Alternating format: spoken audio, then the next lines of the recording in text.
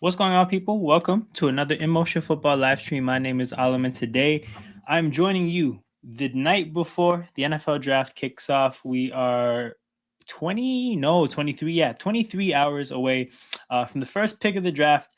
And I've been doing these AI mock drafts up until now, and I'm going to shift gears here a little bit. I've been waiting to do this. I did this last year, I think once or twice, where I reacted to some of the mock drafts from some of the bigger mock drafters. And that was good fun. But what I realized is that these people changed their mocks up all the way up until the last minute. So now we're here 23 hours before the first pick, and a lot of people have submitted their final mocks. They're done tweaking, and I think now's the best time to look at these different mock drafts. Now, the question is, who do we look at? So what I tried to do is I tried to look for websites that would make it clear, like, hey, who are the best people at this? So I think Fantasy Pros has a tally here of 2024 mock draft accuracy, but they have their own scoring system. So inevitably, like, this system results in different outcomes.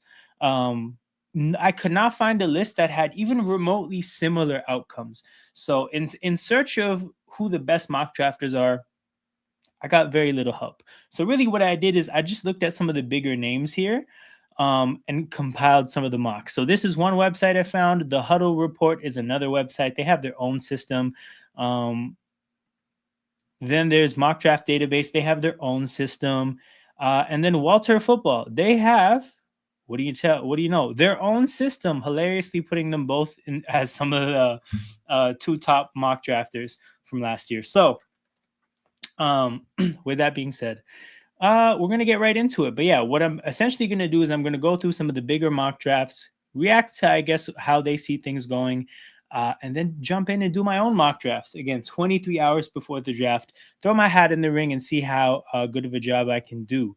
So the first one we're going to look at, I think I put Schrager first on the thumbnail. So we'll queue up Peter Schrager's mock. Here we go. So we have Peter Schrager's mock. We're gonna scroll down. So first pick is Cam Ward.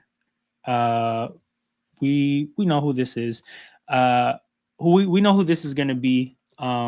There's no confusion about where Tennessee is gonna go. You got what's his name? Cam Ward on I think it was Twitch. I don't know what platform it was on.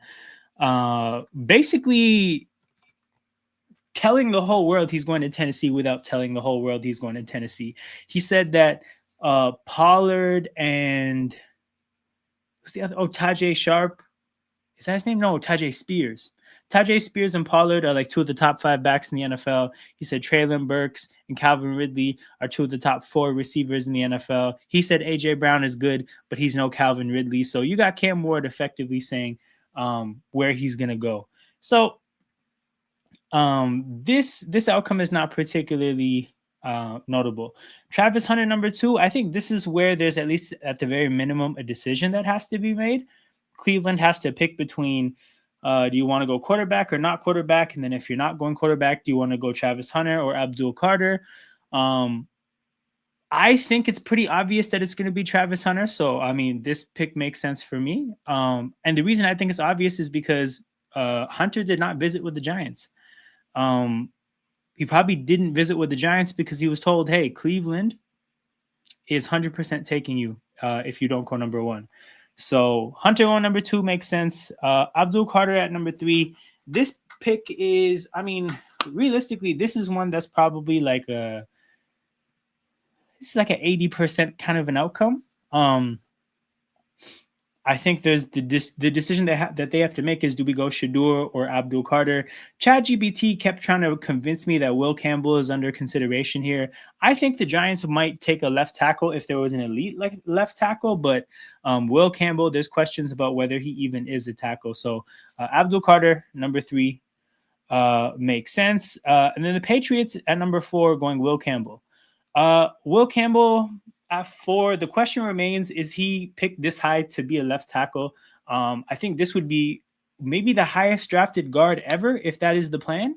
I think if you look at New England, their offensive line, at the very minimum, they have a person to play who's been an established starter for at least a year, everywhere except left tackle.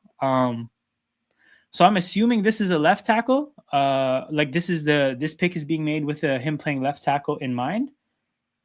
So again, this pick makes sense as well. Now, really, where this mock gets interesting, and this is where a few mocks have gotten interesting, there's been a recent push for Ashton Genty to Jacksonville. As you guys are going to see, what the hell is this? Oh, random program just opened up. Yeah, as you're going to see, Ashton, there's a few mocks that have Ashton Genty all of a sudden going to number 5. And this is something that nobody really speculated about earlier. So that's kind of surprising to see. I don't know if it makes a ton of sense for me because I don't think they've sorted out the offensive line yet. They've made some signings. They talked about wanting to shore up the interior of the line, but I don't think they've made enough signings to really be able to sit back and say, you know what, we're done. Damn, I'm getting a call from China. That is definitely a scam. But yeah, you got Ashton Genty, the sudden push. In my opinion, I don't think this is genuine. It kind of feels like with it leaking this late and this decisively, because you're going to see it's not just Schrager. It feels like this is being put there strategically. And whenever a team leaks interest strategically, I think it's about garnering trade interest. So I think that's the angle here with Jacksonville. I think they know that Genty would go number 6, and they want to establish themselves as the Genty trade spot. And I think they're looking to add some pressure there by saying, hey, we have interest in taking him as well. That's what I think this is. So I'm not necessarily buying the Genty hype to Jacksonville, but like I said, you guys are going to see it. There's been a sudden push. Number 6, the Raiders going Membo. Membo, I think makes sense for them. There's a contract thing going on with Colton Miller, but even as is, they need tackles. With Membo, some people speculate that he might be a better guard than a tackle. The Raiders could use either or. So that part of it is fine for them. Membo has a lot of upside, very athletic player. So yeah, this is a solid pick. Nothing crazy. Tyler Warren to the Jets. Personally, I would hate this for the Jets. If this happened, I would really, really hate this for them. I think they need so much more than a weapon. Like, I think they could be much better in the trenches before they add weapons. And this isn't just about Tyler Warren. If there was a receiver to be gotten here and they went receiver, I would feel the same way. I think that team, hiring a coach from Detroit, should really start to think about football the way Detroit does. I think that they should build from the trenches and go from there. Their offensive and defensive lines are not good enough to be taking what you could say like a star tight end. Star as in like positionless, right? Because Warren can do all kinds of things. And then even as is, like, do you have the quarterback situation that will let you get the total value from Warren that you could get? Like get that value out of the pick? No, there's a realistic chance that Warren comes in and doesn't thrive with Fields under center, and then you really don't get the value of this pick until year 2. I don't love this pick at all. Yeah, I just think that the Jets could go in a few different directions here. You could go OL as an offensive line. You could go defensive line. That's what I'm thinking for them. I don't love this for them. Panthers going Jalen Walker. This is such an easily forecasted pick. Everybody knows that Carolina needs an edge rusher. They, I think, were statistically one of the worst teams in the league in terms of pressure percentage off the edge. So this is very needed for them. Jalen Walker, I think there's not a consensus about who the top edge rusher is, but I think he's widely considered a pretty good player. And if not the top, in the top tier. I know he's like his grades for off the field stuff are like flying colors. So that's pretty great for him. And yeah, I would expect Carolina to go edge unless there's a bizarre edge run before them. Like unless Vegas and the Jets go edge for some reason, this makes a ton of sense, specifically this player. But yeah, Saints, okay, there's been a ton of hype from the Saints, making it seem like them going edge is like a foregone conclusion. I buy it. I think it makes sense because they're pretty old at the edge spot. Cam Jordan, you don't know how long he's going to be at his peak powers for. He's at the age where a decline could happen literally any week. Granderson is, I think he's pushing 30 pretty soon. They could use some youth. That's a premium position. The trenches are an important part of football. Um, and then from the fit standpoint, Michael Williams is, I think, somebody that needs to develop in the way that Nolan Smith had to develop out of Georgia. And I just, told you of two pass rushers that they have, and I didn't even acknowledge Chase Young. So you can come in and be the fourth edge rusher in the rotation in New Orleans, develop, not really be leaned on, and then fill the shoes of Cam Jordan when that happens. So I like this pick. I think it makes sense. I guess if you're willing to accept that this is a good situation to take an edge rusher and kind of develop them by not putting pressure on them early, maybe you think trading down for Shamar Stewart, because the upside there, like Shamar Stewart is basically Mikel Williams on steroids in terms of like the athletic upside is greater, but the lack of production or like lack of readiness to produce immediately is also higher. So yeah, I don't know if that's under consideration, but a lot of hype for the Saints is that they're going trenches. They just declined Trevor Penning's fifth-year option, so that's definitely going to be something. Um, that's an indicator, I think, that he's not considered a long-term solution. So yeah, I definitely think that the trenches make sense for the Saints, especially the organization that Kellen Moore just came from. Okay, then he projected a trade, and personally, I don't like when mock drafters project trades unless it's a quarterback trade. But yeah, projecting a tight end trade is super unhinged. Um, it's safety. I think it'd be fair to say that, like, from his standpoint, he might look at the Colts and say, "I know for a fact that they really want a tight end, and one already went off the board, so there's going to be a sense of urgency." But I don't know if parting with assets to take a tight end, especially the second best tight end on the board, makes any type of sense at all. So, I mean, the decision to mock it is intense or like insane. This pick itself for them would be insane. I think if they sit at 14 and take Loveland, it's different. I think if they make a more modest trade up for Tyler Warren, it's different. But trading up from 14 to 10 to get Colston Loveland will be wild. But yeah, this is Traeger's mock. But like I said, man, I would hope this doesn't happen. The Niners take Walter Nolan. This is definitely going to be a trench draft for them. I was watching a draft preview that highlighted how the Niners are one of the only teams that literally don't have starters at defensive tackle. And I looked it up, and it's definitely the case. They just brought in Robert Saleh.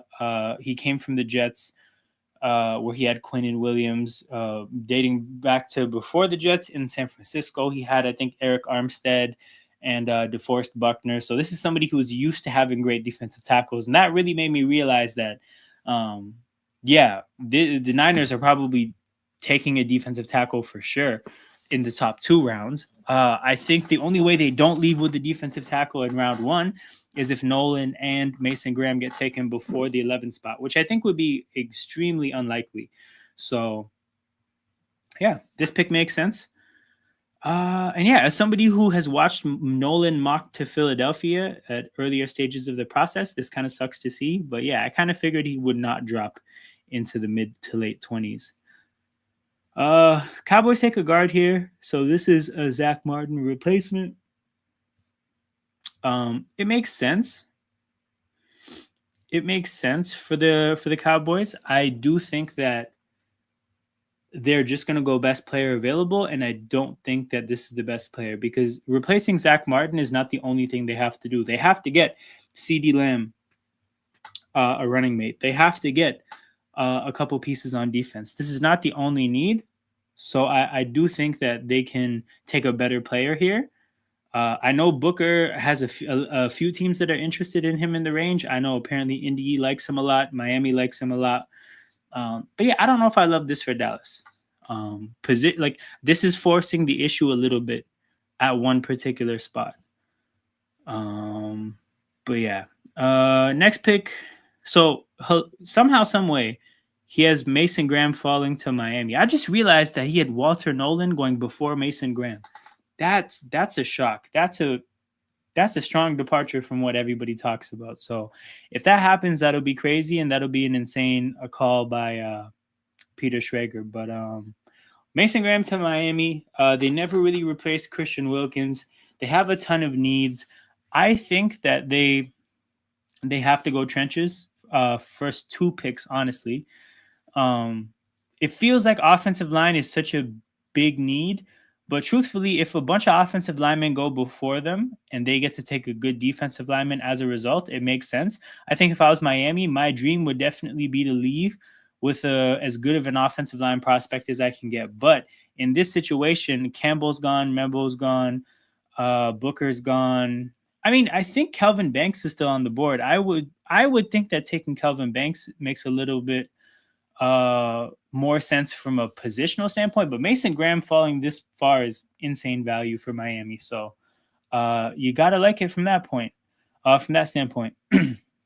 Then you got the Bears taking Kelvin Banks, the player we just talked about, right after that. So if the Bears can trade down from 10 to 14 and still get this kind of a player, that would be an insane draft day for them. I don't see it happening. I mean, the trade that he mocked here for between Chicago and Indy is just really crazy. But yeah, this would be great value. Now, I think some people would suggest that they don't have to take an offensive lineman because they have their left tackle. I forget his name, but he was a 5th-round pick. They've had him for the last couple of years. I think some people would suggest that they're comfortable with him. But the thing about a player like Banks is that you can look at this multiple ways. You could look at him as an upgrade over your left tackle. You could look at him as a long-term Tooney replacement.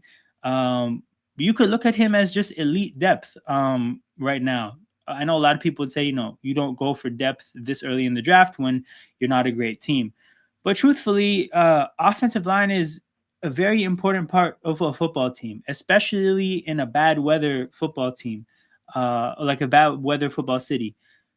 I think that the idea of just bolstering that front, right? You can tell that they've approached the offseason with that being a priority, but really hammering home how much of a priority it is, I think that would be a great move. So, yeah, I definitely have them. Like, I would grade this kind of move favorably, even if they take a player like Banks at 10. At 10. So the next pick is Atlanta taking Jihad Campbell. Jihad Campbell at 15. I think that the Falcons need more than a linebacker. That's kind of just my take on that. Let me just quickly look at their depth chart. This has nothing to do with the player. Like from a player standpoint, I think Jihad Campbell is really good. In terms of getting a linebacker that can produce, this is a home run of a pick from a acquiring talent standpoint. But if you think about what the Falcons need, I think they need help up front so much worse. And if you have a linebacker, but you have a porous defensive line, the linebacker's job becomes incredibly more difficult. And again, you're not really getting the max value of this pick. So while I love Jihad Campbell, I think if he finds himself in Atlanta's defense, after being selected by Atlanta and they don't shore up the defensive line, my guy's job is going to be very difficult. And I don't know if you're going to get the production that justifies this kind of pick as a result of that. So if I was them, I'm definitely going defensive line. I mean, I haven't really, I have to keep track of who's gone and who hasn't gone yet, but surely there's a good defensive lineman to take here. Next pick, the Cardinals take Jahdae Barron. Cardinals could definitely use a corner. I think Jahdae Barron is a great fit in Jonathan Gannon's zone-heavy defense. So it's a good scheme fit. I think it's good value. I think in terms of a positional need, they've already spent some money on the defensive line. That was definitely a big need of theirs. They could probably use more help. But that being said, they haven't really spent on the secondary. I think they're really good at safety with Buda Baker and Taylor Demerson. Uh, so yeah, this would shore up the corner room a little bit. I think they got Garrett Williams, Sean Murphy Bunting, and Sean Murphy Bunting, and there's a third player I'm forgetting, but yeah, Jade Barron will definitely upgrade their secondary and really give Arizona a better chance at executing John Gannon's defensive philosophy. Next pick, we got the Bengals taking Mike Green. So I like this pick for Cincinnati. I think they really have to go edge rusher. They need to go defense generally, but edge rusher for sure. Trey Hendrickson, the little spat that they had in the public eye, I think is one of the uglier things I've seen in a while now, to be honest, because I've never heard Trey Hendrickson utter a word ever. He's just such a soft-spoken, mild-mannered guy, and for him to make a point to respond to that Bengals executive so quickly as like such a quick response, there's no thinking. He's like, I have to get on the Pat McAfee show. I need to say what I have to say. I think he's pissed. I think he's gone. So while I do identify that the Bengals have a few defensive holes, I think they're about to have a big one. So this is going to be helpful in terms of filling that need. Next pick, you got the Seahawks taking Gray Zabel. So I think the Seahawks could go a few different directions, but for the love of God, man, they have to go offensive line. Their offensive line is so bad, and that is, again, that's just bad in a general sense for anybody, right? But considering what we just saw happen to Sam Darnold in the playoffs and the last week of the regular season, things are especially bad for him when he doesn't get protected. He's famous for the seeing ghosts quote. He was really seeing ghosts, like really, really seeing ghosts when he didn't have clean pockets in Minnesota. So I think about him playing behind a really bad offensive line in Seattle, and I think that that's a disaster signing. So step one of making that a little bit better is definitely getting Gray Zabel. So that's necessary for them. I think they have to get that done. In terms of Gray Zabel specifically, a lot of versatility here. He can play either guard spot. He can play center. He can play right tackle. I think they need that versatility because what they've essentially done is they've given themselves a bunch of lottery picks on the offensive line. There's a bunch of people that have, oddly enough, everything outside of left tackle, which is the one position he doesn't play. And yeah, like Abe Lucas at right tackle, you hope he plays well, but there's no guarantee.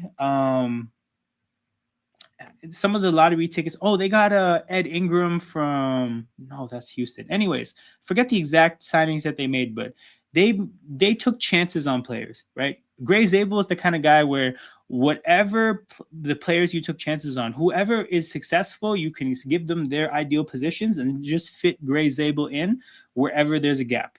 And I think that versatility would be really important for Seattle. So I like Gray Zabel for Seattle a lot. Now, one thing I do have to say is that I'm thinking about Gray Zabel like he is everything they say he is, right? That's all I have to assume because I'm not going to sit here and lie to you guys and act like I've watched North Dakota State. But it kind of just seems like all the ballers from North Dakota State end up not being good, right? Whether that's Carson Wentz, Trey Lance, Dylan Radins, Christian Watson. It just feels like that school does not have an incredible hit rate.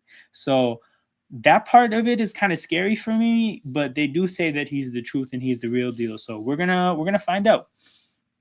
Tampa Bay taking Tetairoa McMillan. Okay, this pick is really strange to me. One, because generally I'm open-minded to the idea that T-Mac could fall, but I still don't think it's gonna happen. But that being said, T-Mac falling and Tampa Bay taking him feels absolutely insane to me because, as he points out here, they have Mike Evans, Chris Godwin, and Jalen McMillan, right? They have 3 receivers that are going to play. They like Jalen McMillan. They just drafted him, right? He was a rookie last year. They just paid Chris Godwin, and they're not going to take Mike Evans off the field. So you're drafting Tedero McMillan essentially to develop him, and play him next year. Even in terms of what that is, like Mike Evans' spot, it would be the one that's jeopardized here, right? Because they gave Godwin a multi-year deal.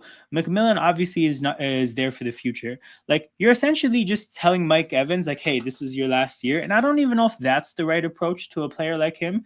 And then besides that, they have needs, right? Like Tampa Bay is not like this bulletproof roster where they could do whatever they want. Like I still think that they need edge help, considering that you don't know what you're going to get from Hassan Reddick. I still think that Zion McCollum is not good enough to play corner. Um, and yeah, they never really were able to figure out who should play in Devin White's place once they figured out that he's not that great at football. So obviously, Jihad Campbell is not on the board anymore because Atlanta took him in this particular mock. But yeah, man, corner and edge. I still think Will Johnson is on the board. Like this should be a Will Johnson pick if he's on the board. And then from an edge standpoint, I could understand thinking that a lot of the edge players have come off the board already, but you could still take Scarton or Shamar Stewart here. Like I don't know. Tet McMillan here, really, really bizarre. What is he cooking? Agbuka to Denver. Okay, a couple things here. Could they use a receiver? Yes. Is he really, really good? Yes. Um, is the value good? Yes. But my thing is that their visits give a strong indication that they're going running back. Strong indication. So, um, I follow a guy on Twitter named Ben Albright who has worked the media in Denver for a long time. And I've personally followed him on Twitter for a long time. And I know he has like reasonable information. I've seen him call things for a long time now. He leaked Bo Nix before last year's draft. So he put out like a cryptic message and tipped off the Bo Nix pick like 24 hours before the draft. He seems to be a very plugged in guy. He did his mock draft. He only does one every year. He did his one mock draft, and he mocked Travion Henderson to the Broncos, um, with Hampton on the board. So I say that all to say, I feel like that's a strong call there to say Henderson over Hampton. Because I mean Hampton, I think in some ways would be a safe pick, but Denver has a rookie quarterback. They have an offensive line. They can make Bo Nix's life a lot easier with a elite running game. They don't really have viable running options. They have Jaleel McLaughlin and Audric Estime right now. Yeah, I'm really thinking that running back is where they go. So again, there's nothing wrong with the Agbuka pick inherently, but it doesn't feel like that's what the pick is going to be. Shador going to Pittsburgh. Okay, Shador going to Pittsburgh is fascinating. That is definitely an interesting pick. So okay, here's the thing with Shador. I think that having Shador and Aaron Rodgers is a disaster. I don't think that makes any sense at all. So I think them taking Shador is not only them stamping that, hey, we want this guy in the long term. I think it's stamping that we want this guy for the short term, because I don't really think there's a whole lot of. I mean, maybe you trade for Kirk Cousins after drafting Shador, but even Cousins didn't seem thrilled to be mentoring Penix. I don't necessarily know. Like you have Mason Rudolph. I don't actually think that they're going to put out Mason Rudolph with DK Metcalf and George Pickens. I don't think that that's going to happen at all. I think if they take Shador, especially at 21, he's going to play. And I don't know. I don't know. And I think my big issue here is that I don't think the world of Arthur Smith's talent development. I think it's fine to say that like he in Tennessee he did a really good job of maximizing what they had. I think in Atlanta he did a poor job of developing talent and maximizing what they had. And in Pittsburgh last year, I thought he was okay. I just don't know if I necessarily buy him being a great developer of a young quarterback. I don't necessarily love that fit. Again, Pittsburgh's desperate for a quarterback. That much we can say for sure. But yeah, I don't know, man. Shador to Pittsburgh, that's especially at 21. Like this isn't even a trade back. I personally, I'm coming around to the idea that he's gonna fall out of the first round or go in the last 3-4 picks. Um, but yeah, no, I just think like my big thing with Pittsburgh and Shador is just Shador at 21 is a big call. I think that's you saying that he's going to be your quarterback this year, and I don't necessarily know if I love that. So we're gonna have to see what happens. Chargers going Kenneth Grant. So they take a Michigan player.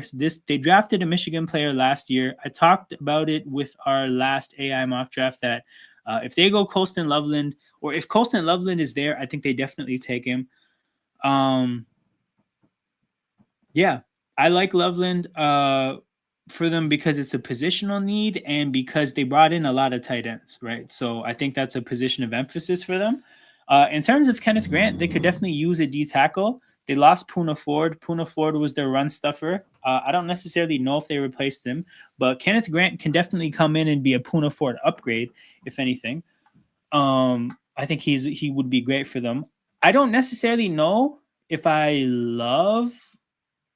don't know if I love the value here, just from a standpoint of like I think getting run stuffing nose tackles, and Kenneth Grant is a little bit more than that, but I think that's his like bread and butter and something he could do in the NFL immediately when he first steps in. I think 22 is a bit high, but also in terms of the physicality of Harbaugh's football and just the tough identity he's trying to form. I mean, I guess getting a run stuffer, is going to be an important part of that. So, um, yeah, I don't know. We'll have to see if this works out from a value standpoint. Big up, Prime. Good to see you. Appreciate the support as always. Packers go Matthew Golden. This came up in a mock that I did earlier. This makes a lot of sense. Matthew Golden, I think, is going to be really good. Packers don't just need uh, like a receiver. They specifically need somebody who has wide receiver one upside because it's more than just needing a body, right? They have a ton of receivers that I think could play as a 2 or a 3. They specifically need a 1, and I think Golden does have that upside. So this is great value.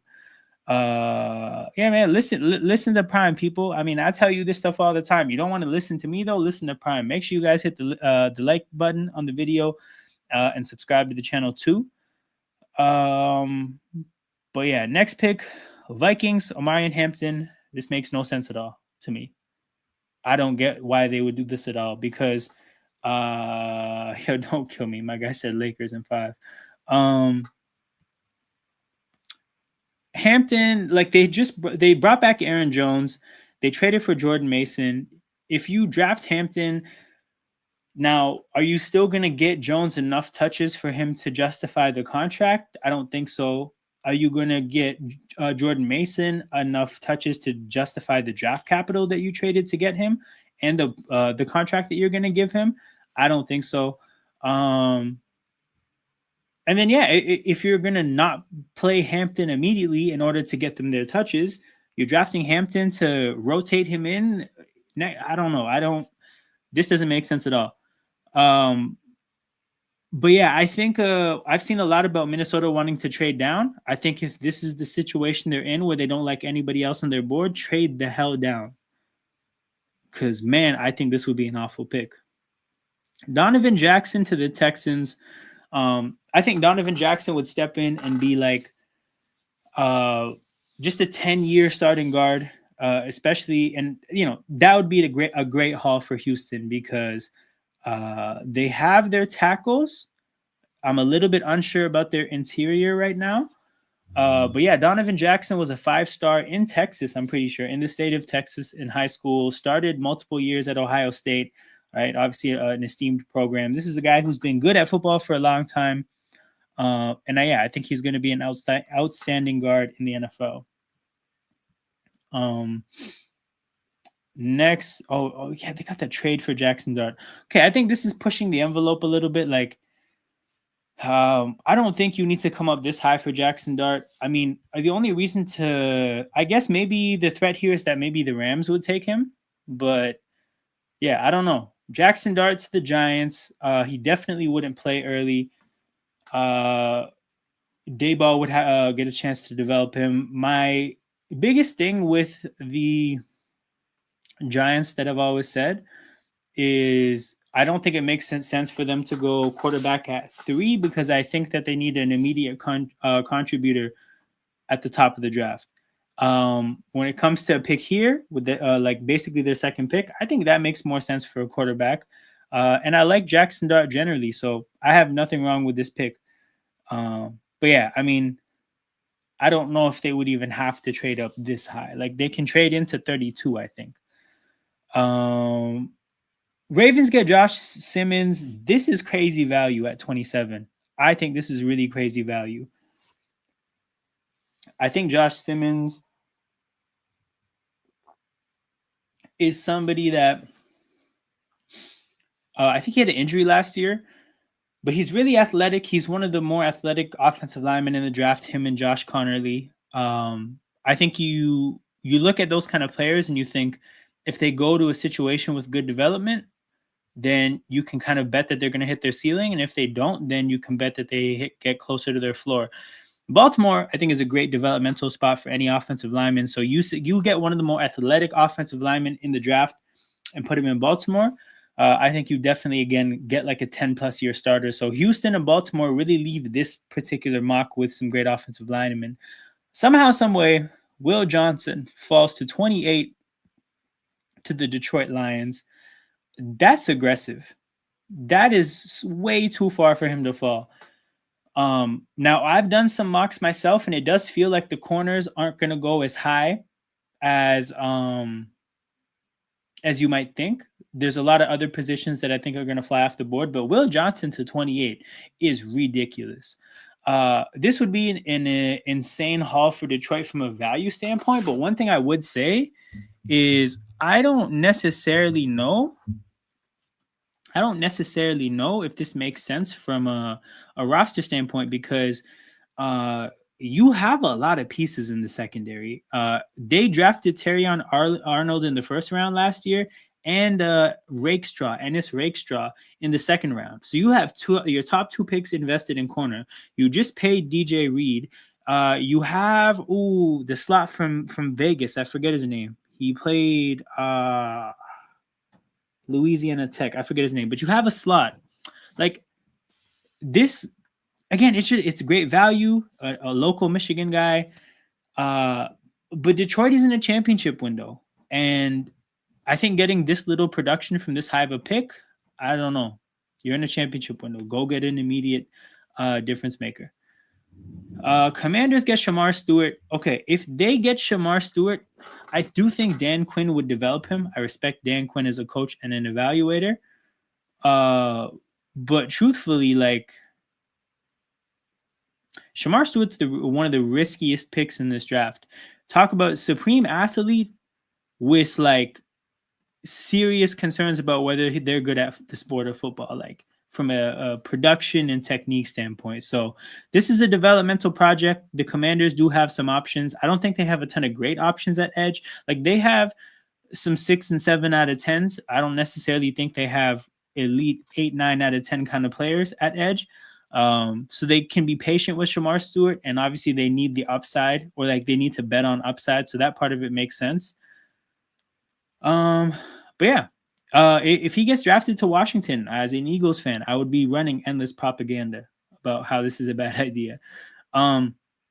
Buffalo takes Malachi Starks. I don't think this is really a positional need. I mean, they have DeMar Hamlin still. They have Taylor Rapp.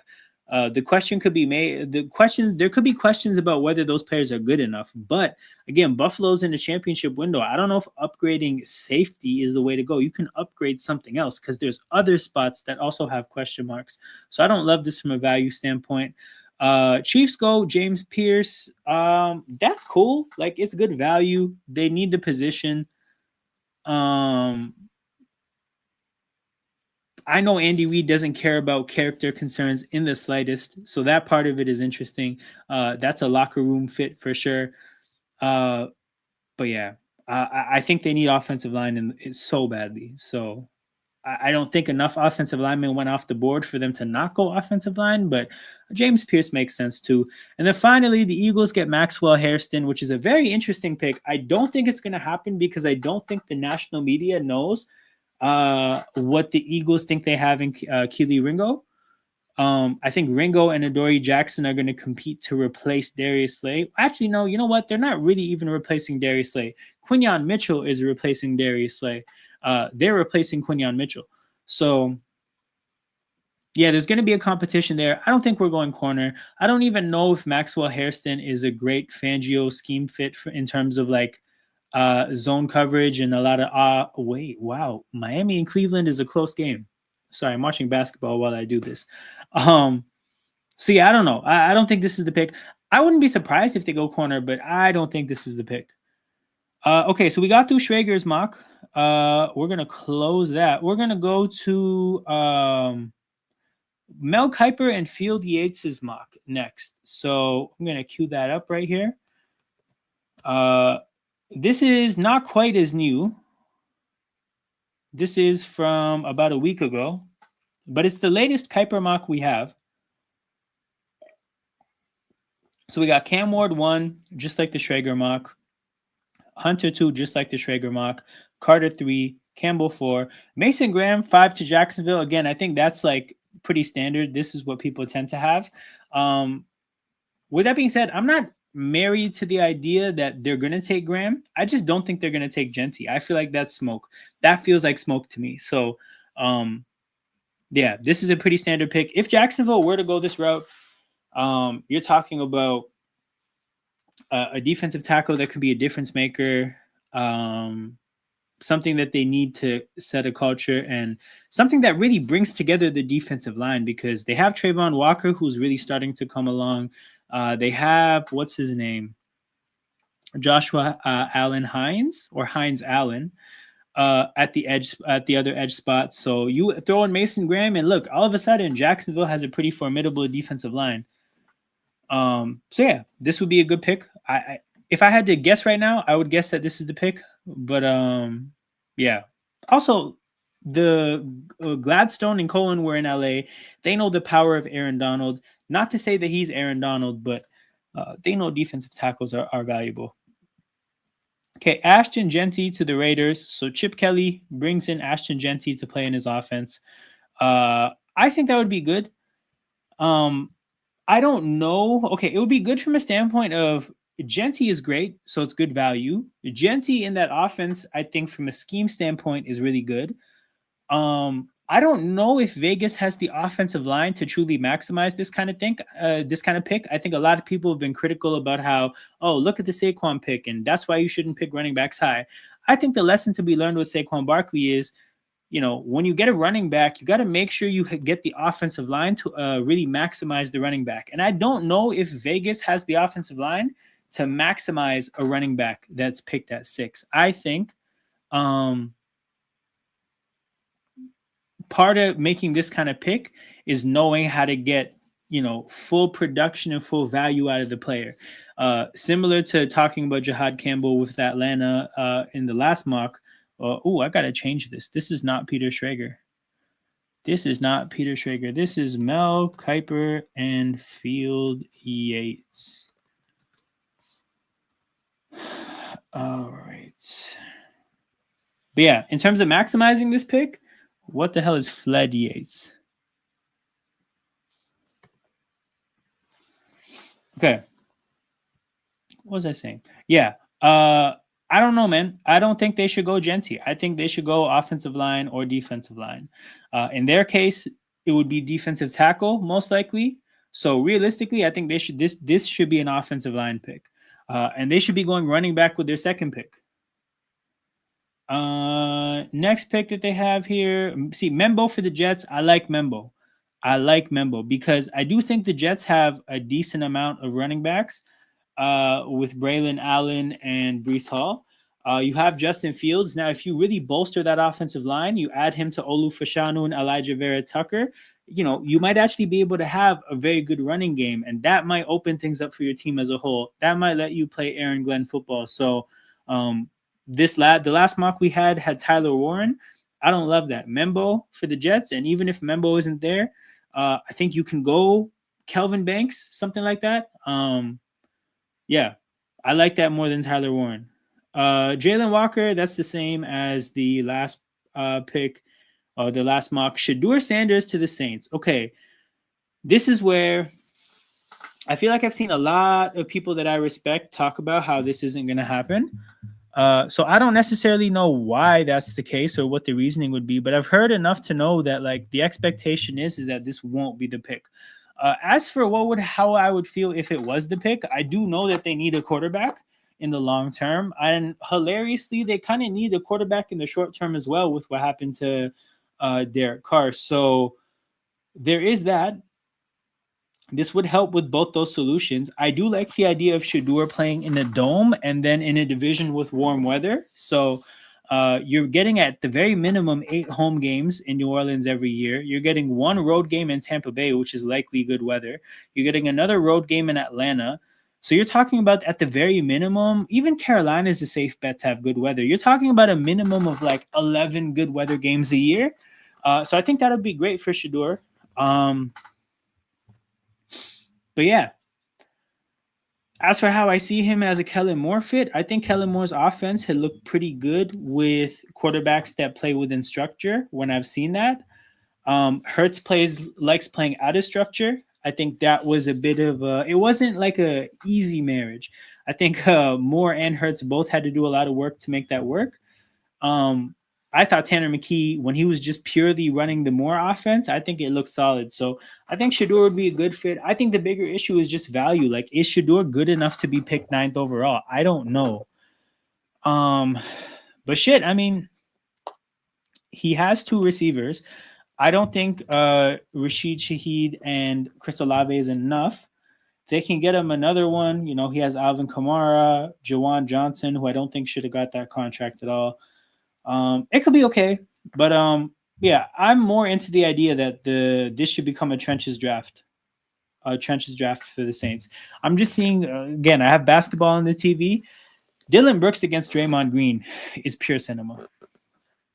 Pure cinema. Can't wait to get to watching this game once I'm done with this. Bears taking Tyler Warren. So I think this is something that I anticipate. I do anticipate that the Bears either go Tyler Warren or running back at their pick. Which is just a hunch that I get from their visits. If I was them, I'd go offensive line, like in the last mock. But in terms of what Tyler Warren would be, I think he's a Komet upgrade. I think he can also play alongside Komet because he's very versatile.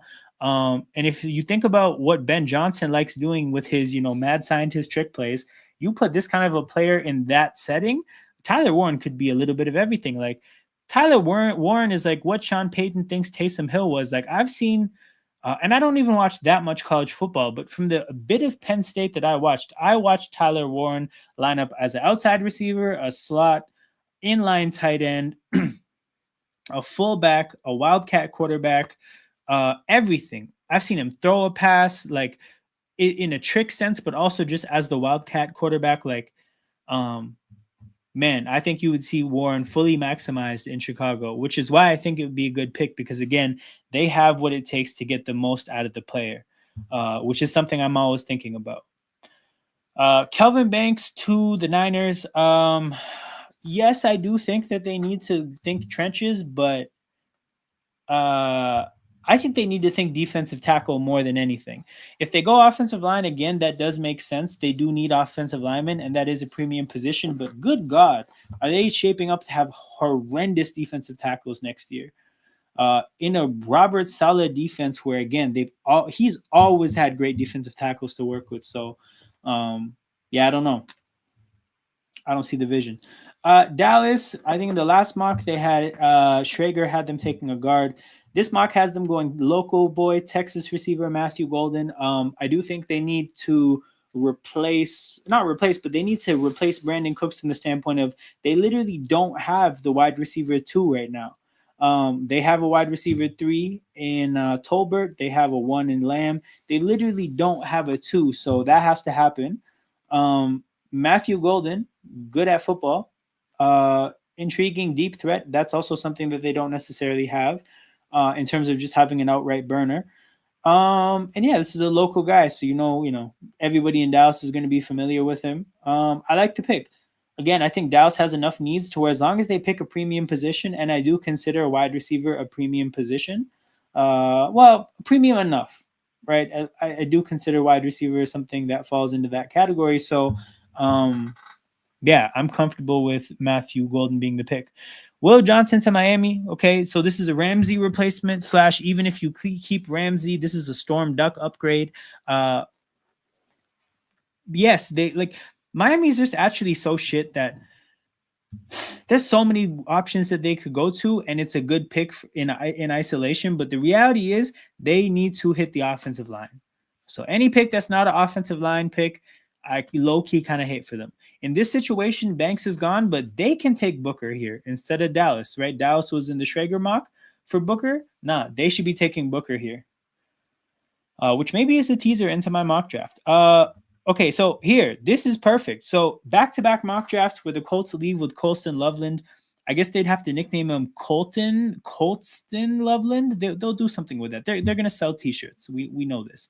But yeah, I'm definitely okay with this happening at 14. I think the trade up to 10 for him is a little bit much. It's a little bit aggressive. But yeah, sitting there and taking him at 14, their tight end room has been awful for a long time. So this would be a welcomed upgrade. A welcomed upgrade for sure. Next pick, Atlanta going Mike Green. What did I say, people? They need to get help on the defensive front. I think Mike Green, I think he'll be a much better pro than people would expect. I think people are going to look at the small school and be a little bit cautious, but he's in a small school because of off the field stuff. And provided that those things, check out, then I think he'll be a good, contributor to a football team. If they don't work out, of course, again, like he's had issues at I think 2 different schools now. These are things teams have to keep in mind. But in terms of football, like getting this kind of player at a premium spot, edge rusher for Atlanta, I think would be really, really helpful. Jade Barron, same pick as the Schrager mock. Walter Nolan. Okay, they had Mike Green in the last mock. Walter Nolan, a lot of the same commentary as the Mike Green pick. You need defensive line help in Cincinnati. You need defensive help first and foremost, but you absolutely need defensive line help. And the same way that Mike Green would help as a one like for like in terms of at least the position replacement of Trey Hendrickson. If you lose Trey Hendrickson, at the very minimum, Walter Nolan could make a difference in the middle of the defensive line. Not necessarily, again, through the same type of quarterback pressure numbers and sack numbers, but at the very minimum, could make a difference. Gray Zabo to Seattle, same pick as before. Nick Emenwari to Tampa. Nick Emenwari to Tampa, I don't know if they need a safety. They have, you know what? I have to look at that right now. That's really weird because they have Antoine Winfield. I think he's one of the highest paid safeties in football. Who do they have beside him? Oh, Christian Izien. Okay, you know what? Maybe they need a safety, but I don't know if this is the kind of safety. I'm seeing that we have an influx of viewers. I imagine that that's Sarcasm City. Shout out to everybody here from the Sarcasm City raid. My name is Alam. I run this channel, In Motion Football, which is an NFL football channel. I know you guys were talking about a very different kind of football right now, or just now, for the City United show. But yeah, I'm talking gridiron football. We're talking about the NFL draft that's coming up. I'm looking through some people's predictions about how the draft is going to go. Then I'm going to do my own prediction after this. Some of you guys might recognize me from the NBA content. I'm on the playback watching the basketball games with Flawless. I don't know if Flawless is opening up a stream for this basketball game right now, but if he is, actually, hilariously, after this live stream, I will be on the Sarcasm City playback to watch Houston against Golden State. So, yeah, while you're here, make sure you hit the like button and subscribe to the channel. Support the Sarcasm City larger community. Like, you know how there's the Marvel Cinematic Universe? There is the Sarcasm City universe, and I am a part of it. So hang out with me for a little bit longer while I do this, and then we can go to the Sarcasm City playback together. But back to this. I don't think Worry makes sense for them. I actually kind of hate this pick. Who made it? Field Yates? Field Yates? Be ashamed of yourself. No, I'm kidding. That's a little bit too dramatic. But um, yeah, man, I don't think that this is the right pick. Needs an impact player next to him, but I think he needs like a deep, what do they call it? Like a center fielder kind of safety, a deeper safety, not Nick Worry. Nick Worry is going to come down into the box and make a bunch of plays. But so is Winfield. So yeah, I don't know. Not a fan of that pick. Amarian Hampton.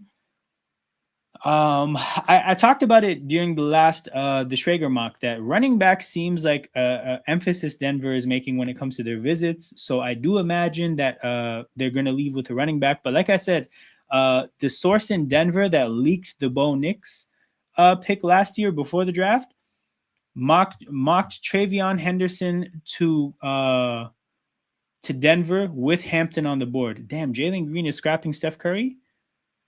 Do not poke the bear, Jalen Green. Do not poke the bear. But yeah, then we got the Pittsburgh Steelers drafting Derek Harmon, not drafting Shador. So Derek Harmon to Pittsburgh.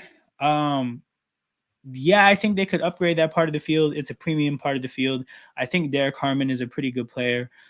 So it would help. This is a pretty, this isn't the sexiest pick, but I think these are the kind of picks that Pittsburgh needs to make. I think they need to become an elite trench team, and I think this pick would help accomplish that. I don't think their quarterback play is going to be anything special next year, regardless of who the quarterback is. So you have to build as stacked of a team around the quarterback as you can, and having great trench play is a big part of doing that. So this pick helps from that standpoint. You got Emeka Egbuka to the Chargers. I think Emeka and Lad McConkey would be like such a sensational receiver duo from the standpoint of like, there's no AJ Brown or DK Metcalf there, but there's just two great football players. And I think that they would do a lot of damage. So I like this pick from that standpoint. Like I said, it looks like their emphasis from their visits is tight end. I think, unfortunately for them, they'll have a Colston Loveland and Tyler Warren will not fall this far. So if they really want to add a weapon for Herbert, wide receiver would be the position. And it does look like in most people's mocks that receivers tend to fall. So Egbuka would help. Shamar Stewart for Green Bay. I hate this pick. This pick would be a disaster. Field Yates made another bad pick. Oh my God. Come on, Field. But yeah, okay. So Shamar, like the Packers, I think they need edge rush help now, right? Part of what went wrong for them is that they drafted Lucas Van Ness, and he hasn't really panned out. Like they've spent the last little bit rostering him, having him not really play that much, and hoping he would develop. And if they draft Shamar Stewart, they're just going to put themselves in the exact same position. Not the same player, but Shamar Stewart also needs development time. So I don't know if Van Ness is good yet. I don't know if he's ever going to be good enough yet. He also was a backup his whole time in college, so like some things never change, I guess.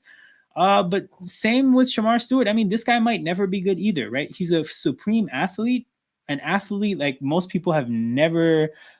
Literally, the scoring for athletics measurements, we haven't seen a better score for edge rushers at the combine. Insane athlete, but again, do we know for sure that he's gonna improve his technique and get better at the sport of football? We don't know that yet. So that's a complete gamble. Taking this gamble at this part of the draft is justified, but I don't think this is the team. Vikings get Donovan Jackson. Oh my God, this would be unreal. Unreal. They've made a major investment to shoring up the interior of their their offensive line. That's been a big weakness for them. Or it was a big weakness for them last year.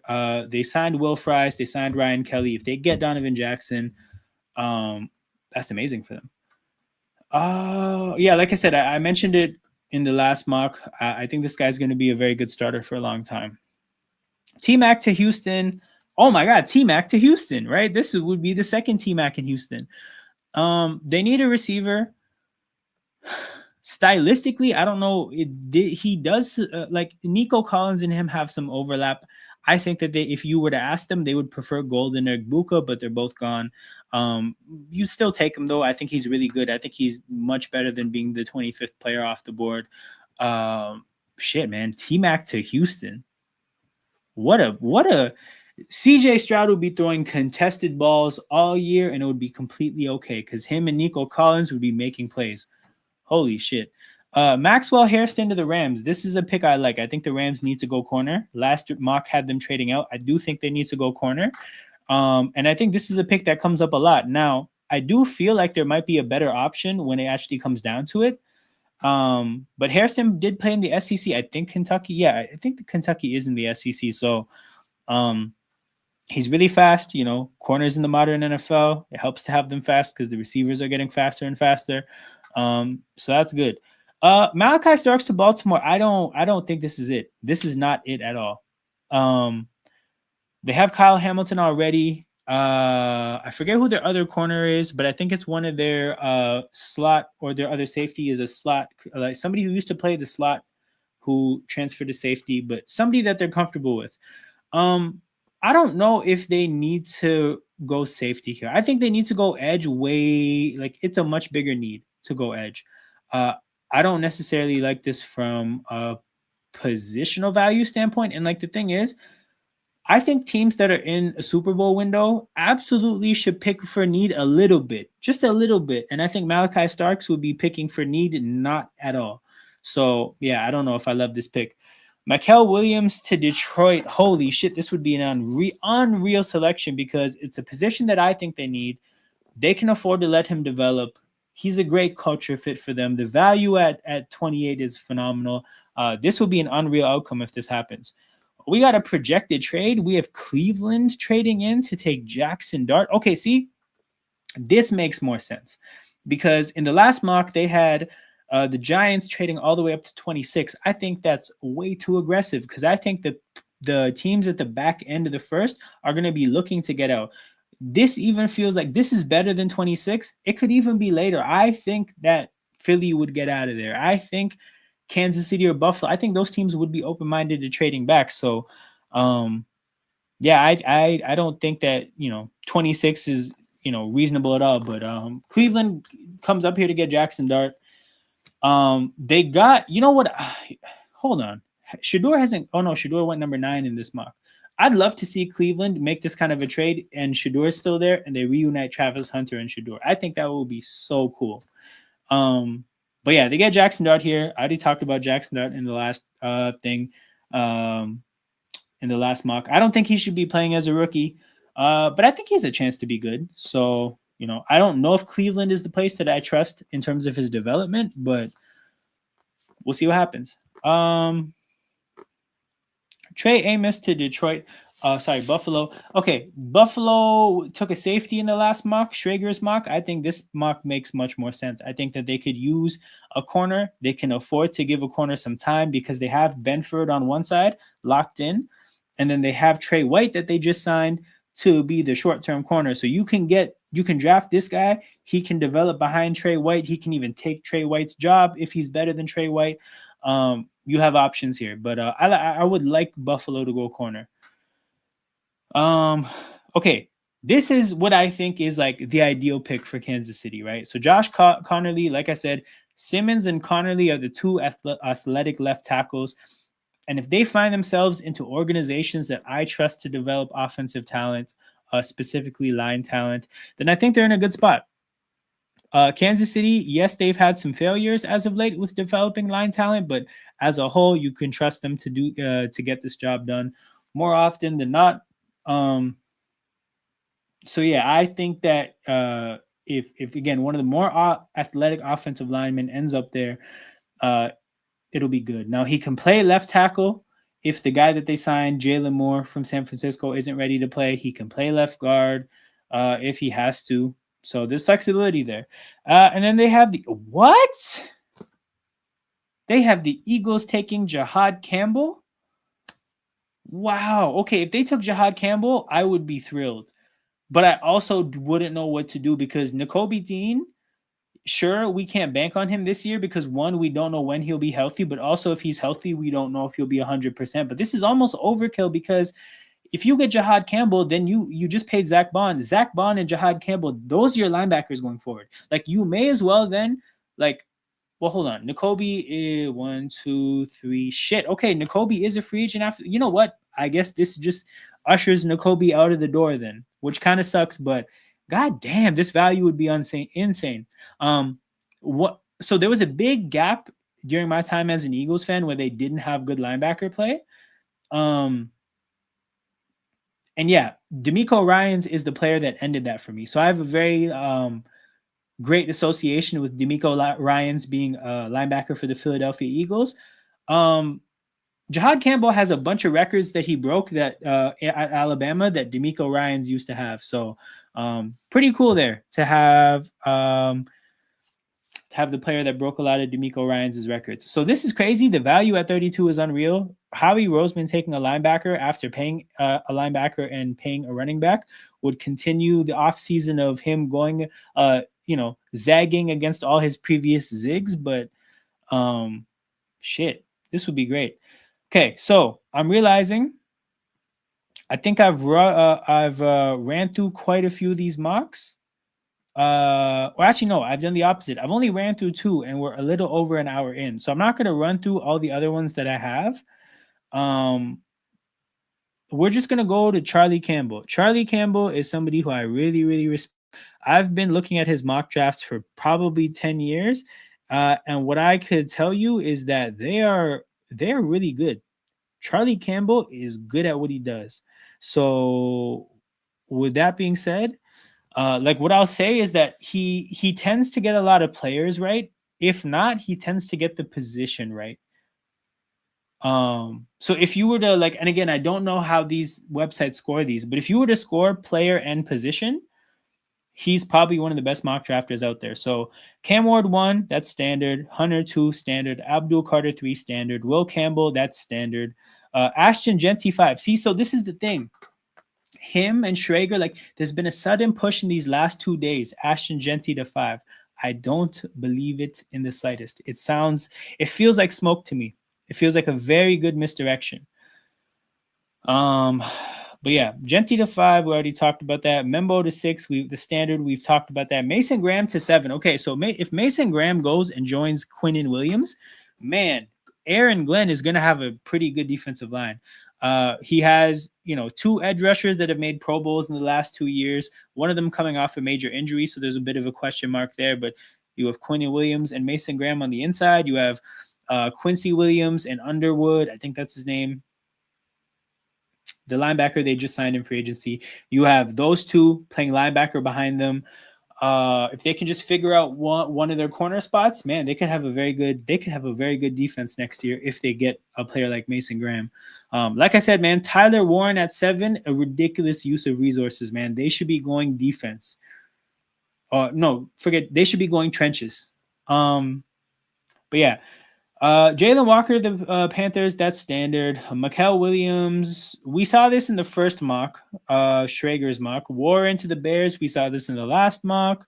Kelvin Banks, we saw this already. T-Mac to Dallas. Did we see T-Mac to Dallas? No, we saw Golden. Okay, so T-Mac, okay, I'll say this. T-Mac and CeeDee Lamb, it's very good. Those are 2 very good football players, but you have a distinct lack of down the field burner when you think about those 2 receivers. So it would leave them needing a very specific third receiver to complement those 2, but it's also very achievable. I'm not saying that as a bad thing. I'm just saying it does, in order to run a great offense, you'd have to always have a burner on the field to really run a great offense. Again, that's not to say that T-Mac isn't a deep threat. He is. He's his own kind of deep threat, but man, you get CD, T-Mac, and a burner, and you're running an amazing offense.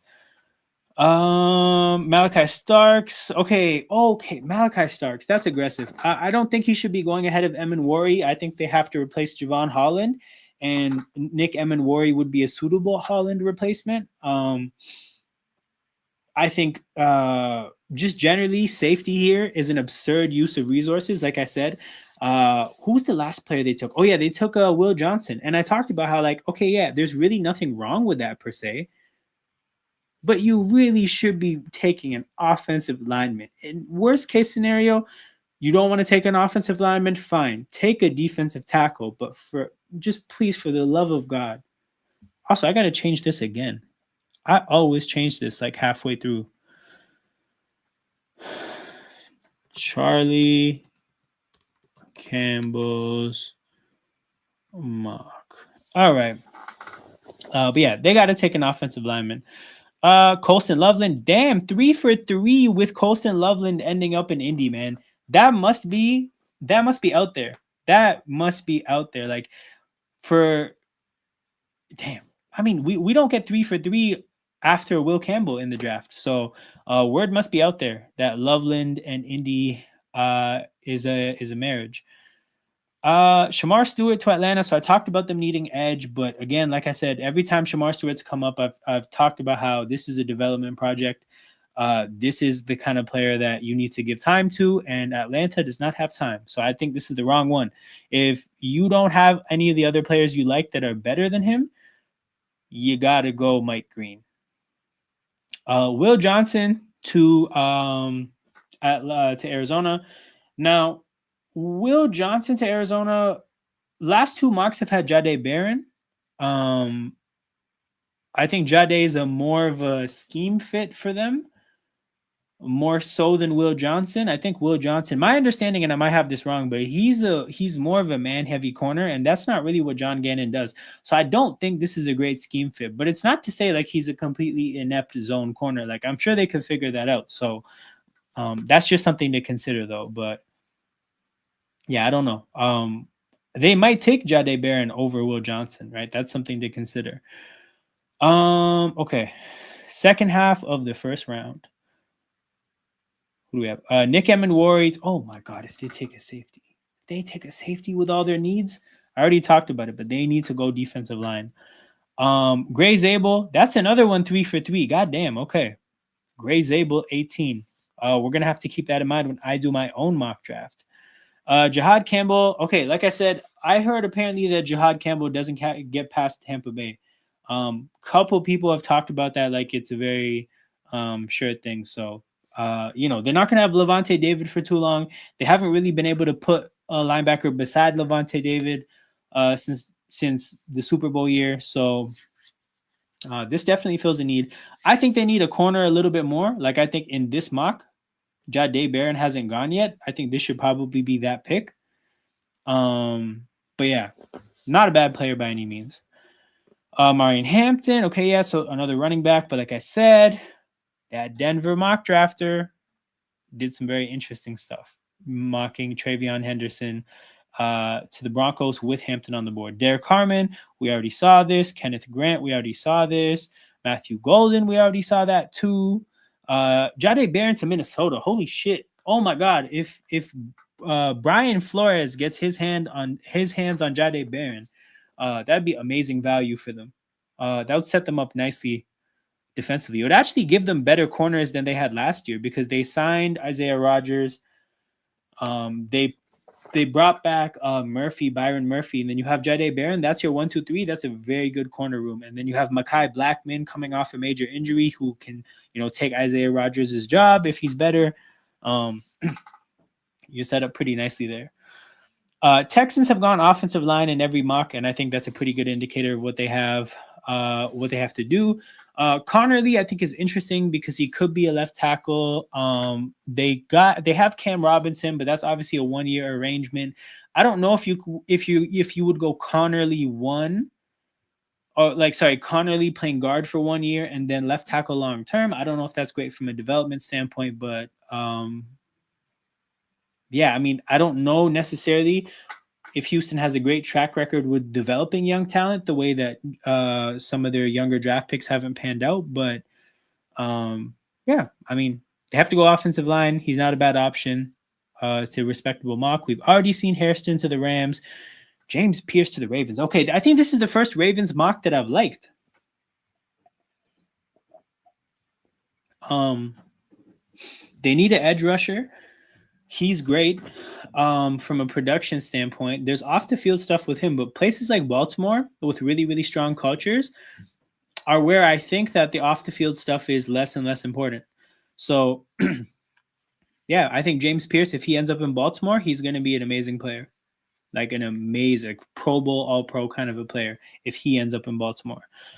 Tyler Booker, oh my God, this would be amazing because this would be their Zeitler replacement. He's a guard through and through. He could come in immediately and play in Zeitler's spot. And Detroit could just pick up where they left off, having an elite offensive line last year. So that's pretty amazing for them. Emeka Egbuka for Washington. I don't think we've seen a receiver mocked to Washington yet, but this is a good option for them. I think they could use a receiver because I almost kind of don't consider Debo a receiver in the traditional sense because he's literally not. But like, um, aside from Terry McLaurin and Debo, I don't necessarily love their receiver options. They do need another person. They actually don't have that many high draft picks. I think they have 3 picks in the top 120 or something like that. So it's not like they have endless cracks at getting a receiver. If they get Egbuka, shit, man, that's a talented offensive team, a very talented offensive team. Still got 55 hung up on them though, and I don't think they've done anything to change that. But yeah, have to throw some homerism in there. Buffalo takes Trey Amos. We've seen this already. We haven't seen Josh Simmons particularly, but we saw Josh Connerly in the last mock and just copy paste my same thoughts from the last one. And then finally, Philadelphia takes Donovan Eziruaka. There we go. Got the name.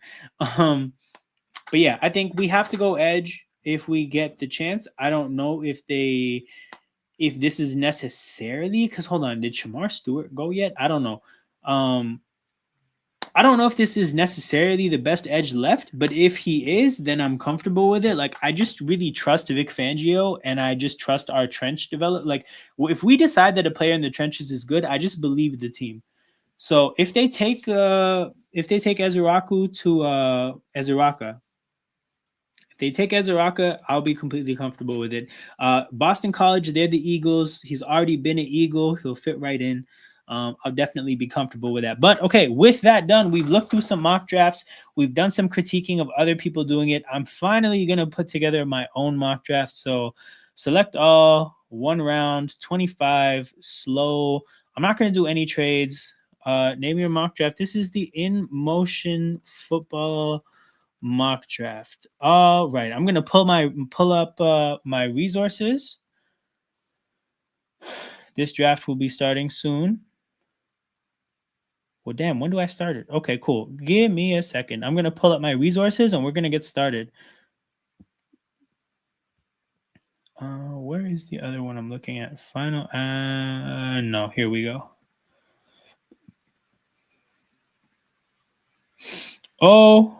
Okay, so with the first pick in the draft, we're not gonna keep these things complicated. I've also start. How much time do I have? You're on the clock. Okay, well, Tennessee is taking Cam Ward. Cleveland is taking Hunter. The Giants are taking Abdul Carter. I'm gonna rip through the easy picks to make. New England. We're gonna let's just think this through a little bit. Let's think this through just a little bit. Their needs, they could use definitely off Will Campbell at offensive tackle. I don't think there's a receiver you take here. I don't think there's an edge you take here. You know what? Offense, like in reality, New England would really want to trade back here. Like really badly, they would want to trade back. Unfortunately for them, the only positions you really can consider, like the only players you can consider here are Will Campbell and Mason Graham, and they have two defensive tackles they can at least like consider. They have Milton Williams and they have Christian Barmore. They don't have a left tackle. Like their left tackle right now is somebody that they took a flyer on from Minnesota. Like they need Will Campbell here. So this pick is going to be Will Campbell. Okay, now we get to the Jaguars. Now the Jaguars, I think they're kind of in a similar situation. I think a lot of their needs, this is too early to go edge. It's too early to go safety. It's too early to go linebacker or receiver. If you had to push it, I think you could definitely push it with receiver here. You could go T Mac. But I think you have to go Mason Graham here. I don't believe the Genty hype. I think that that's an attempt to try to get somebody to trade in. I do think that they end up taking Mason Graham, and that's my pick at 5. So we're 5 picks in. We're now at Vegas. Vegas here could definitely go offensive line. They could go. This is maybe where you could consider Jalen Walker. Like you could at least think about him. Um, is this? Could you take Walter Nolan here? I think that's too early. Will Johnson. It feels like corners aren't going to go this high. Um, and then yeah, you'd have to consider going Ashton Genty. So there's a lot of options on the table. I'm going to take a look at who they brought in to visit. Did they bring in Genty? Okay, you know what? Again, my big takeaway about the Genty to Jacksonville hype is that I think that that's the signal that Jacksonville knows that the Raiders would take him, and that's them just trying to entice some trade interest. But I think Vegas goes Genty here. Their general manager has also had some hilarious quotes about Genty. I think the general manager said that his son has threatened to like protest or something if they don't pick Genty. So I just think that's a hilarious thing. But yeah, they're going Genty. New York Jets. Okay, the New York Jets, they could go a few different directions. So like they could consider Warren, yes, but they should probably also here consider Membo, Walter Nolan, but it's a bit early. But yeah, this is in my head. This is Warren or Membo. We're gonna look at their visits to see who they. You know what? Hilariously, they did not meet with either. But yeah, I think they go Membo here again. What's the first thing that Detroit did? With this regime, they brought in Penei Sewell. So I think the Jets do a bit of a lesser version of this, and they go Armand Membo. That gives us Carolina. So Carolina, I think this is honestly one of the most consistently mocked situations. Everybody knows that they want to go edge. They definitely are going to get their crack at the top edge player on the board. Just looking at who they visited with. The only edge that they visited with is Jalen Walker. So that just about seals the fate of this pick. We're going to give Carolina Jalen Walker. So now we've ended up at New Orleans. New Orleans here, the decision has to be, are they going tackle? And I think the issue for them is that 2 tackles have gone off the board already. So are you going to take the 3rd tackle off the board in what's considered not a heavy tackle class? Probably not, but you'd still have to consider Banks. Banks, I think it's a little bit high for corner here. This is probably a edge versus quarterback decision here. I'm going to look at their visits to see who they visited with. They visited with a lot of people. Did they visit with Michael Williams? They did. Did they visit with Shador? They did not visit with Shador. Jamar Stewart, James Nolan, T-Mac. Okay, so yeah, it really looks like the pick here would be Michael Williams, in my opinion. Just looking to see if I'm not forgetting somebody. Yeah, no, it looks like Michael Williams is the pick here. So that leaves Chicago on the board. Chicago. Again, this is me making the pick, not them. I think that they wouldn't mind going edge, but I think 2 edges are already off the board in the same way that 2 tackles are off the board, in the same way the top running back is off the board. Like a lot of their the pieces that I think they would look to add, they've already come off the board. Mason Graham is off the board because I'm seeing that. I actually have a website here where it's Albert Breer. He tallied every team's needs in accordance with like what their rivals think. So what other GMs think. So I think that's a pretty objective thing, right? Like there's no bias involved, obviously. So The needs that come up on this website are defensive end, defensive tackle, running back, and offensive tackle. I know the way the board has shaken out here. Um, I would have to throw Tyler Warren in here. Let me see what their visits say. Do their visits help us out? Oh yeah. Oh yeah. The only player that they visited with that's still on the board here is Amarian Hampton. So this is where I think we get our first shocker of the draft. Amarian Hampton goes number 10 to Chicago. And they form a hell of a 1-2 punch with Amarian Hampton and DeAndre Swift. What does Detroit have? They have, what is it? What are the names? Sonic and the other guy's name. Why am I forgetting? Is it Sonic and Thunder? No, that's like Lightning and Thunder. I'm messing it up. But regardless, they have David Montgomery and they have Jahmyr Gibbs. DeAndre Swift is more Jahmyr Gibbs, and truthfully, Amarian Hampton, he is more David Montgomery. So they got this big offense, this big physical, effective offensive line for a reason. They have, again, like when you talk about making a pick, bringing the player in and then having what it takes to maximize that player and getting the production out of that player that would justify the pick, they have the offensive line and the play caller to maximize Amarian Hampton. So I think that's what they do.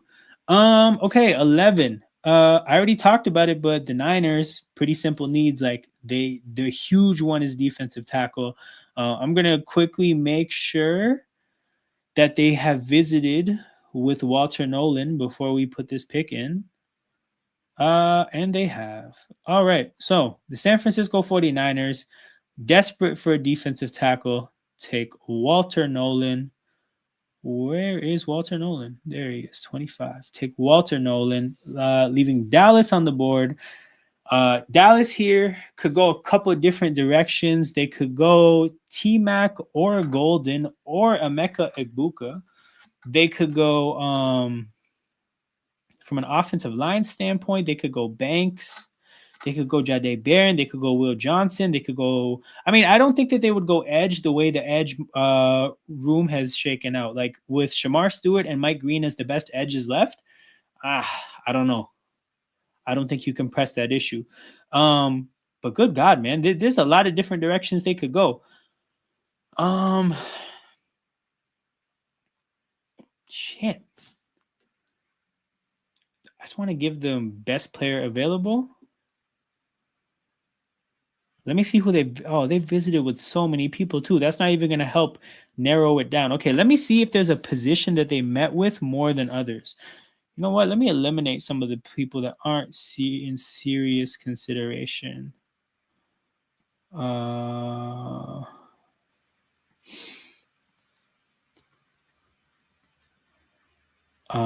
Harrison is not under consideration here.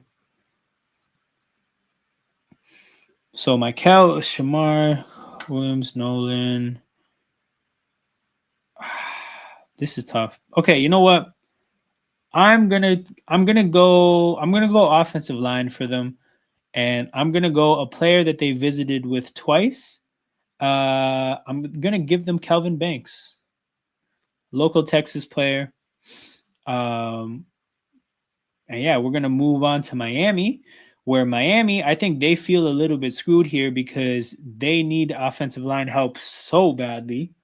I think they can't go secondary here. Like I said, I've been really like stubborn about the fact that I think that they need to get better on the offensive line. Unfortunately, the best offensive lineman left is Josh Simmons, and then the two defensive tackles got took ahead of them too. Shit, they kind of got. You know what? I may have caused a run that's incentivizes Miami taking a corner, which is everything I criticized them for whenever I would like. That's something I heavily criticized them for whenever I saw it in a mock draft. Holy shit. Poor Miami. Yeah, because like I think reaching for Josh Simmons here is a little bit aggressive. Let me look at their visits. They met with Banks, Booker, Emin Worry, and Stewart. that are in consideration here. Okay, they don't go Stewart, so this is either M and Worry or Booker, and I'm gonna go. Positional value here, but that is a guard. But they need a guard. You know what? We're going Tyler Booker here. They need it. Maybe they press it a little bit, but they need it. Indianapolis Colts. Okay, I think things worked out beautifully for them because every time we see them mocked as of late, they're mocked to get Colston Loveland. Amazingly for them, Tyler Warren has fallen to their pick. So they get to take Tyler Warren and just be really, really happy. So Tyler Warren is an Indianapolis Colt. Is there a way that I can look at the order? Or sorry, look at the picks just to show the people? Yes, my selections. So wait, huh? Oh, okay, never mind. I'll have to just show you guys the list at the end. Okay, Atlanta Falcons. Atlanta Falcons, I've talked about how they need to go defensive line for sure. It's too early to go center. I don't think they could go Gray Zabel here. If you talk about them having to go defensive line, it's definitely edge here, and I think it's Mike Green. I'm just looking to see see if I'm not forgetting anybody. No, yeah, this pick is Mike Green in my opinion.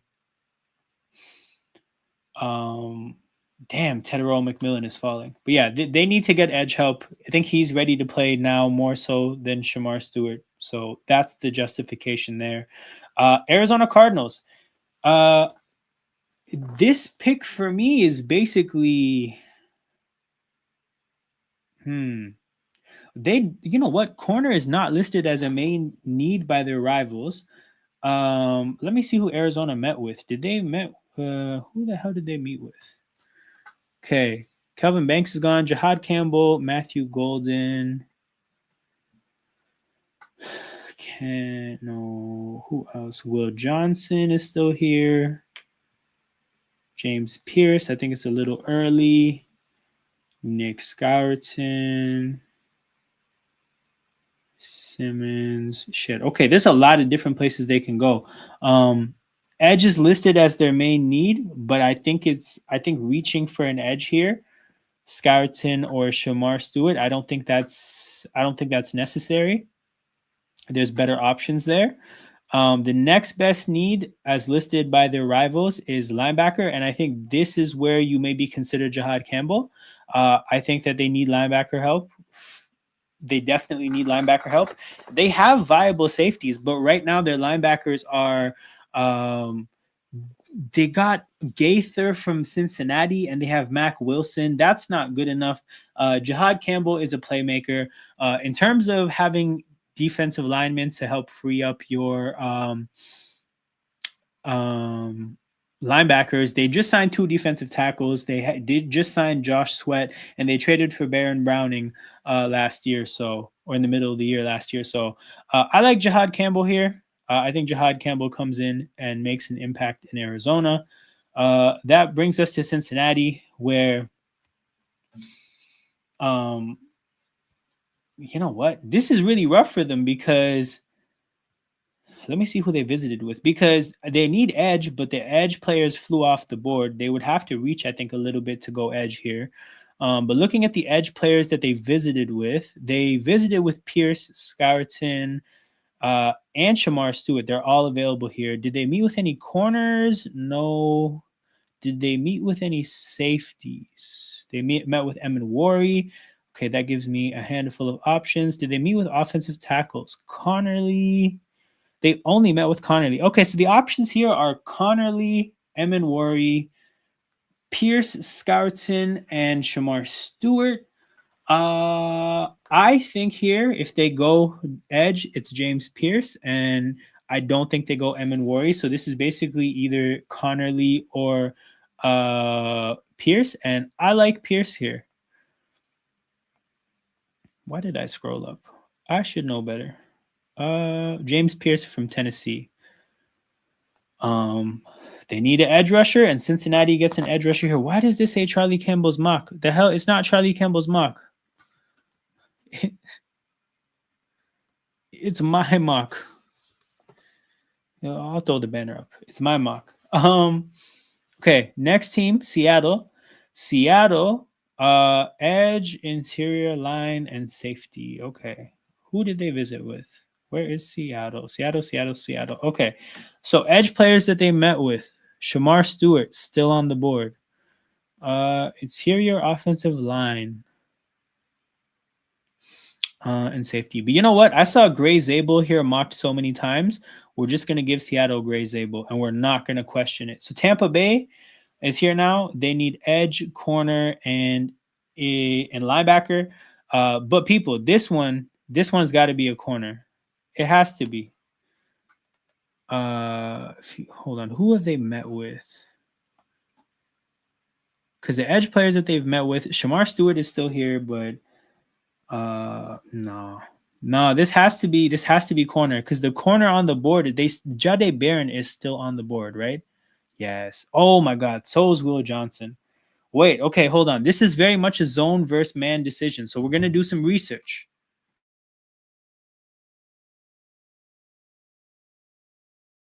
We're gonna do some research on Todd Bowles. Todd Bowles, zone versus man tendencies.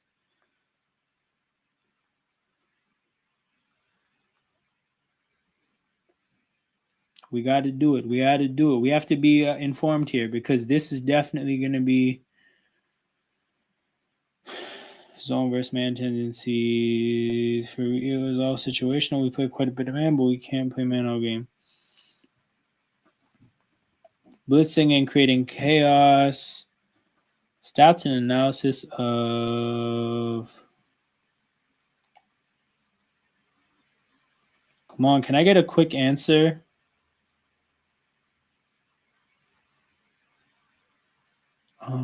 Okay, I'm gonna go Jade Barron here. It does, from what I read, it does give me the feel of because who are the other corners? You know what? No, though they had Carlton Davis.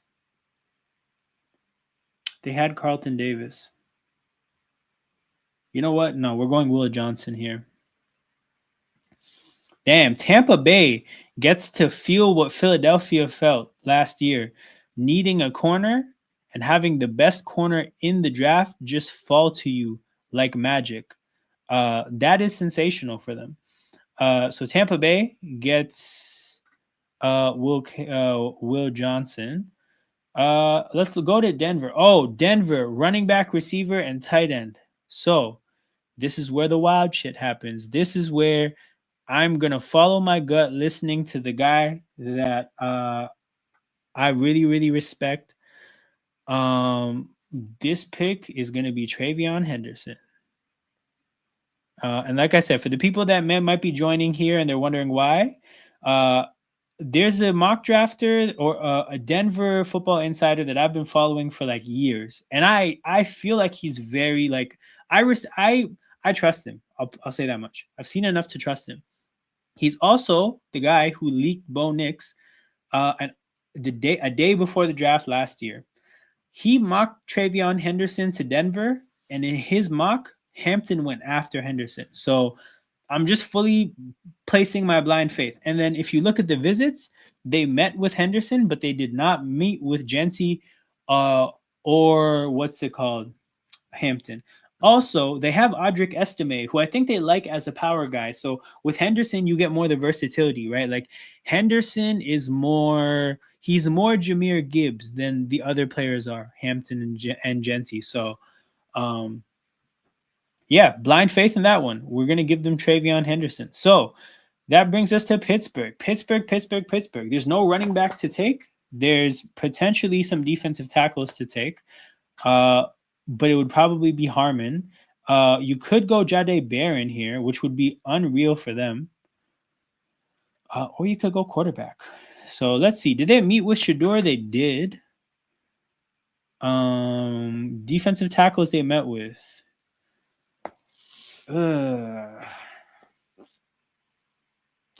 don't think they go quarterback here. I think, especially the way the board fell, you have to take Jade Barron. You have to take Jade Barron and run. Okay, Jade Barron off the board. Okay. Oh my God, Colston Loveland fell to the Chargers. Holy shit. I think this is Harbaugh's dream. This definitely his dream. Los Angeles Chargers met with minimal people. You know what though? Golden, Loveland, and T Mac. Everybody they met with is still on the board. They're going Loveland here, people. I'm sorry to inform you. They're definitely going Colston Loveland. That motherfucker loves his players, man. He drafted Junior Colson, right? He loves Michigan players. I don't think his what's it called? What's his name? Greg Roman. I don't think he respects receivers enough. I think they go tight end here. This is Colston Loveland. No, all the receivers are on the board. I'm a mess. Golden Agbuka. Green Bay is laughing. Holy, Green Bay is laughing. Okay, who did Green Bay meet with? They met with Egbuka, Golden, and T-Mac. This is Christmas morning for them. Okay, stylistically, what do I think they need? They need T-Mac.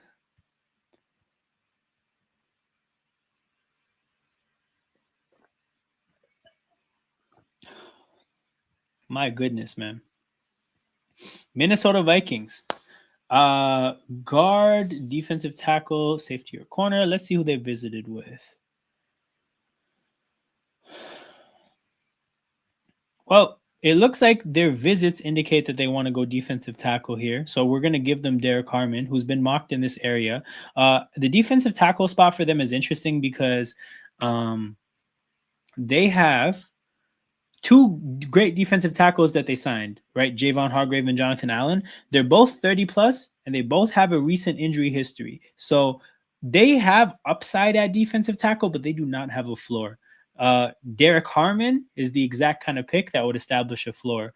So yeah, I'm liking that pick for them. I think Minnesota's happy with that. Houston, they lucked out, people. They lucked out. There's some good options here for them at offensive line and receiver. My goodness, they could do whatever they want. Who do they visit with? They met with Golden. They did not meet with Igbuka. Offensive lineman that they visited with.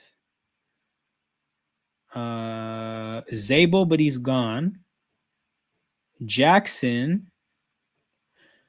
Connerly, or Golden. You know what? This is Golden.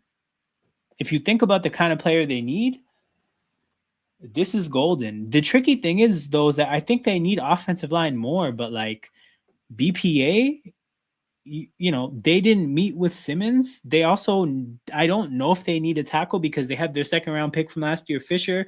They have Cam Robinson. They have they have lottery tickets at guard still. Damn, I think the board fell crazy and they can take Matthew Golden. Rams, who need a corner. Shit. Okay. You know what? I think the Rams go corner here, but this could be a quarterback trade-in spot. No, you know what? Because Shador's falling too. Okay. You know what? We're just gonna give them a corner. Who are the best? Oh wait, who did they visit with? They visited with. Damn, they visited with no corners. No way. Oh, but you know what? They never go so they didn't visit with Verse. They actually don't care about their visits at all. Okay, we're giving them best corner available. That's either Hairston or Amos or Siobhan Rev. You know what? The way they think,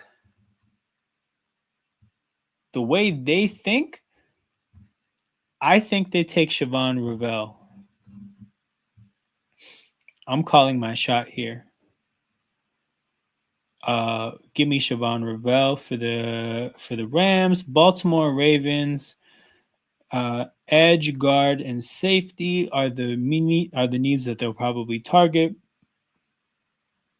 Okay, who did they visit with?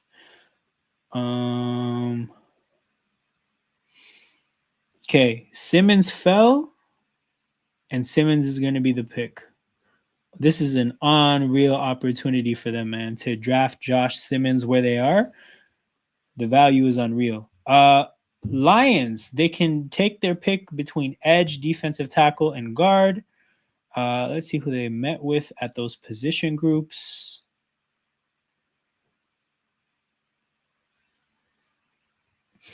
At guard, they only met with Gray Zabel. He's not there. At edge, they met with Shamar Stewart. At defensive tackle, Tyleek Williams. Okay, so Shamar Stewart or Tyleek Williams. I think that this is a Shamar Stewart pick, if that is how they went about their visits. So where's Shamar Stewart? Okay, Shamar goes to Detroit. And okay, so I'm not going to be able to add, you know what? I'll add a trade. Fuck it. Commanders. Commanders at 29. Okay. Edge, offensive line, safety, and receiver. You know what though? I think the Commanders are the trade back spot. Think the Commanders are the trade back spot. You know what though? I'm not gonna do that. I'm not gonna mock trades. Yeah, I'm not gonna mock trades. Washington, so edge, offensive line, safety, receiver. Who do they meet with?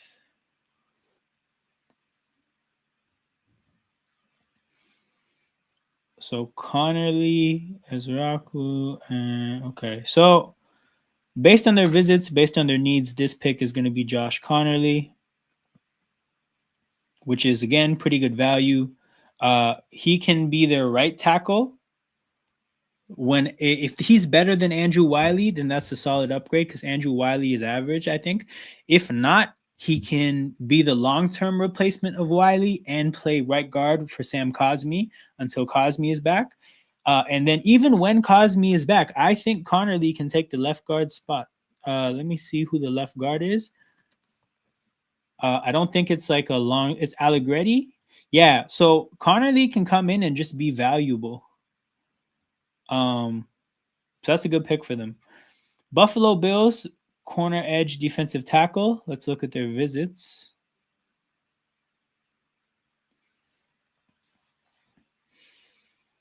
So corners that they still have on their board: Amos, Hairston, Benjamin Morrison, Amos, Hairston. Okay, 3 options at corner. At edge, who they meet with: Scarton, Landon Jackson.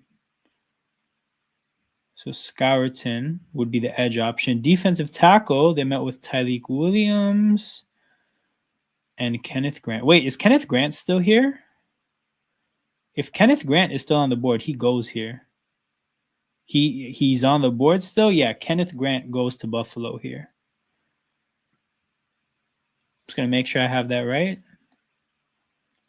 Yeah, Buffalo happily takes Kenneth Grant here, I think.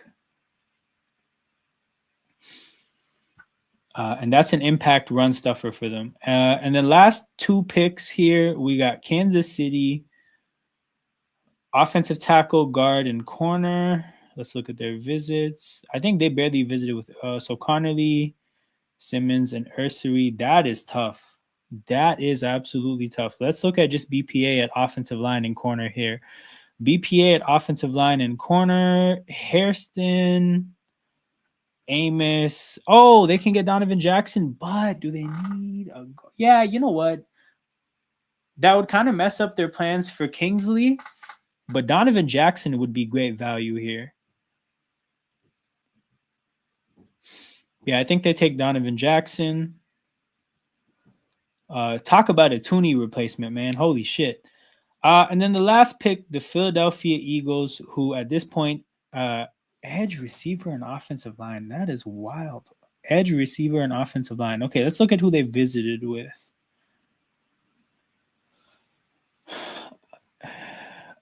Offensive line would be Connerly. And that's it. And he's not there. Edge would be Donovan Ezuraku. Or it is Ezuraku. Damn, the other website, the guy who mocked him had it wrong. Ezuraku. Any other edge rushers? Oh, Scarton. Oh, okay. So it could be either of those players. And then offensive line, I already said Connerly. Receiver, they didn't meet with any. So it looks like this is Donovan Ezuraku. Mecca Egbuka fell to the second round with all the quarterbacks.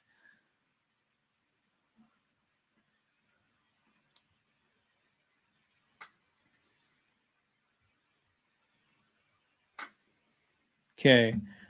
I'm just gonna take some. You know what? I'll take pictures of this later. But yeah, people, we're done. So, my official mock draft is in. It was a crazy mock. You can tell it's the first mock draft I did because kind of some crazy outcomes, some outcomes that I don't actually even expect to happen, but just being, lost in the moment. Shout out to everybody in here. Make sure you guys hit the like button and subscribe to the channel. Change of plans. Actually, I will be live streaming the first round tomorrow. So we will be live watching the entire first round, and then I'll be back on day 3 as well. So that's the plan. Tune in again, like the video so that YouTube pushes it to more people. Subscribe to the channel so that you never miss when we go live, and I'll see you guys tomorrow. It's going to be a lot of fun, but until then, you guys take care. I am